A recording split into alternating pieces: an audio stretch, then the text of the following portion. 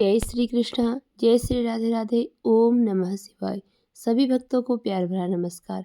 भक्ति संसार में सभी का स्वागत है। आपका दिन मंगलमय हो, आपका जीवन मंगलमय हो। इन्हीं शुभकामनाओं के साथ प्रारंभ करते हैं आज की वीडियो। माघ मास महात्म्य कथा के 9वें अध्याय का अध्ययन करते हैं। यमदूत कहने लगे, मध्याह्न के समय आया अतिथि, मूर्ख पंडित, वेद पाठी या पापी कोई भी हो, ब्रह्मा के समान है, जो रात्रि के थके हुए भूखे ब्राह्मण को अन्न जल देता है। मध्याह्न के समय जिसके घर आता हुआ अतिथि निराश नहीं जाता, वह स्वर्ग का वासी होता है। अतिथि बराबर कोई धन संपत्ति तथा हित नहीं है। बहुत से राजा और मुनि अतिथि सत्कार से ब्रह्मलोक को प्राप्त हुए हैं। जो एक समय आलस्य से भी अतिथि को भोजन करा दे, वह यमद्वार नहीं देखता। केशरी ध्वज से वैवस्व देव ने कहा था कि जो कोई इस कर्मभूमि मृत्युलोक से स्वर्गलोक जाने की इच्छा रखता हो, वह अन्न का दान करे। दूत कहता है कि यमराज कहते हैं, अन्न के बराबर दूसरा कोई दान नहीं है। जो गर्मियों में जल, सर्दी में ईंधन और सदैव अन्न का दान करते हैं, वह कभी यम के दुख नहीं उठाते। जो अपने किए हुए पापों का प्रायश्चित करता है, वह नरक को नहीं देखता, और प्रायश्चित न करने वाला मनुष्य नरक में जाता है। जो काया वाचा और मन से किए हुए पापों का प्रायश्चित करता है, वह देव और गंधर्वों से शोभित स्वर्ग लोक को प्राप्त होता है। जो नित्य ही व्रत तप तीर्थ करते हैं और जितेंद्रिय हैं, वह भयंकर यम को नहीं देखते हैं। नित्य धर्म करने वाला दूसरे का अन्न भोजन और दान त्याग दे। नित्य स्नान करने से बड़े बड़े पाप का नाश होकर यम को नहीं देखता। बिना स्नान पवित्रता कैसे हो सकती है? जो मनुष्य पर्व के समय चलते जल में स्नान करते हैं, वह बुरी योनि नहीं पाते, न ही नरक में जाते हैं। माघ मास में प्रातः स्नान करने वाले मनुष्यों को नियम पूर्वक तिल पात्र और तिल कमल का दान करना चाहिए। यमदूत कहते हैं कि हे विकुंडल, पृथ्वी, सोना, गौ आदि परम दान करने वाला स्वर्ग से नहीं लौटता। बुद्धिमान पुण्यतिथियों, व्यतिपात, संक्रांति आदि को थोड़ा सा दान करके भी बुरी गति को नहीं प्राप्त होता। सत्यवादी, मौन रहने वाला, मीठा बोलने वाला, क्षमाशील, नीतिवान, किसी की निंदा न करने वाला तथा सब प्राणियों पर दया करने वाला, पराये धन को तृण के समान समझने वाला मनुष्य कभी नरक को नहीं भोगता। इसी के साथ यह अध्याय समाप्त होता है। अब बढ़ते हैं 10वें अध्याय में। 10वें अध्याय में यमदूत कहने लगे कि हे वैश्य, एक बार भी गंगा जी में स्नान करने से मनुष्य सब पापों से छूटकर अत्यंत शुद्ध हो जाता है। जो मनुष्य गंगा जी को दूसरे तीर्थों के समान समझता है, वह अवश्य नरक में जाता है। भगवान के चरणों से उत्पन्न हुई गंगा जी के पवित्र जल को श्री शिव जी अपने मस्तक में धारण करते हैं। वह ब्रह्मा को संदेह रहित प्रकृति से अलग और निर्गुण है। ब्रह्मांड में उसकी समानता किससे हो सकती है? गंगा जी का नाम हजारों योजन दूर से ही लेने वाला नरक में नहीं जाता, इसलिए मनुष्य को अवश्यमेव गंगा जी में स्नान करना चाहिए। यमदूत कहता है, हे वैश्य, जो ब्राह्मण दान लेने का अधिकारी होकर भी दान नहीं लेता, वह आकाश के नक्षत्रों में चंद्रमा के समान है। जो कीचड़ से गौ को निकालता है, जो रोगी की रक्षा करता है, या जो गौशाला में मरता है, वह आकाश में तारा होता है। प्राणायाम करने वाले मनुष्य सदैव उत्तम गति को प्राप्त होते हैं।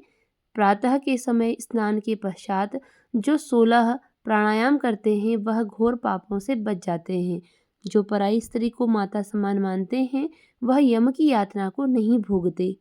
जो मन से भी कभी पर स्त्री का चिंतन नहीं करता, वह दोनों लोगों को अपने अधीन करता है। जो पराये धन को मिट्टी के समान समझता है, वह स्वर्ग में जाता है। जिसने क्रोध को जीत लिया, मानो उसने स्वर्ग को ही जीत लिया। जो माता पिता की सेवा देवता तुल्य करता है, वह यमद्वार नहीं देखता, और जो गुरु की सेवा करते हैं, वह ब्रह्मलोक को प्राप्त होते हैं। शील की रक्षा करने वाले स्त्री धन्य हैं। शील भंग करने वाली स्त्री यमलोक जाती है। जो वेदों और शास्त्रों को पढ़ते हैं या पुराण और संहिता पढ़ते हैं और सुनते हैं तथा जो स्मृति का व्याख्यान और धर्मशास्त्र समझते हैं या जो वेदांत में लीन रहते हैं, वह पाप रहित होकर ब्रह्मलोक को प्राप्त होते हैं। जो अज्ञानियों को वेद शास्त्र का ज्ञान देते हैं, वे देवताओं से भी पूजित होते हैं। यमदूत ने कहा कि वैश्य श्रेष्ठ यमराज ने हमको वही आज्ञा दे रखी है कि तुम किसी वैष्णव को मेरे पास मत लाओ। हे वैश्य, पापी लोगों को इस संसार रूपी नरक को पार करने के लिए भगवान की भक्ति के सिवाय दूसरा और कोई उपाय नहीं है। भगवान की भक्ति न करने वाले मनुष्य को चांडाल के समान समझना चाहिए। भगवान के भक्त अपने माता पिता दोनों के कुलों को तार देते हैं और उनको नरक में नहीं रहने देते। और जो मनुष्य वैष्णव का भोजन करते हैं, वे भी भगवान की कृपा से श्रेष्ठ गति को प्राप्त होते हैं। बुद्धिमान को सदैव वैष्णव का अन्न खाना चाहिए, जिससे बुद्धि पवित्र हो और वह पाप न करे। गोविंदाय नमः इस मंत्र का जाप करता हुआ जो मनुष्य मृत्यु को प्राप्त होता है, वह परम धाम को प्राप्त होता है। इसमें कोई संदेह नहीं है।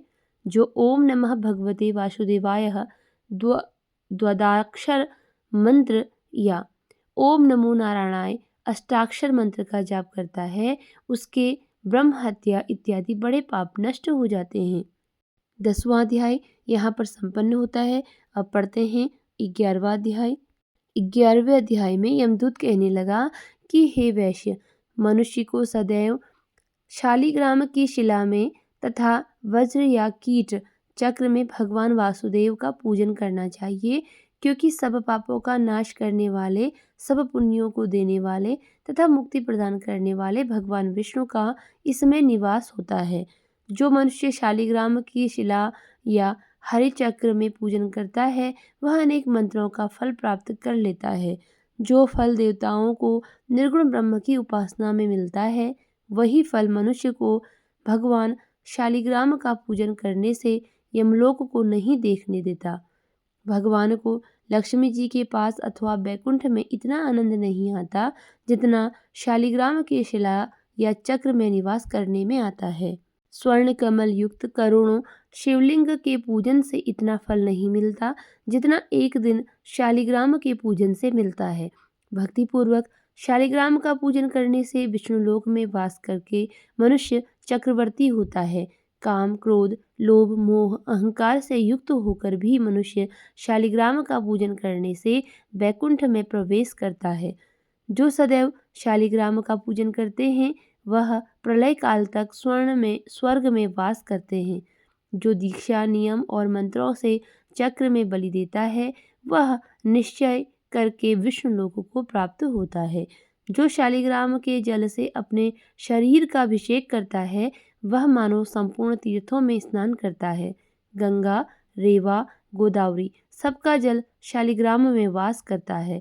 जो मनुष्य शालिग्राम की शिला के सम्मुख अपने पिता का श्राद्ध करता है, उसके पितर कई कल्प तक स्वर्ग में वास करते हैं। जो लोग नित्य शालिग्राम की शिला का जल पीते हैं, उनके हजारों बार पंचगव्य पीने से क्या प्रयोजन। यदि शालिग्राम की शिला का जल पिया जाए तो सहस्त्रों तीर्थ करने से क्या लाभ। यहाँ जहाँ पर शालिग्राम है, वह स्थान तीर्थ स्थान के समान ही है। वहाँ पर किए गए संपूर्ण दान, होम करोड़ों गुना फल को प्राप्त होता है। जो एक बूंद भी शालिग्राम का जल पीता है, वह माता के स्तनों का दुग्ध पान नहीं करता, अर्थात गर्भाशय में नहीं आता।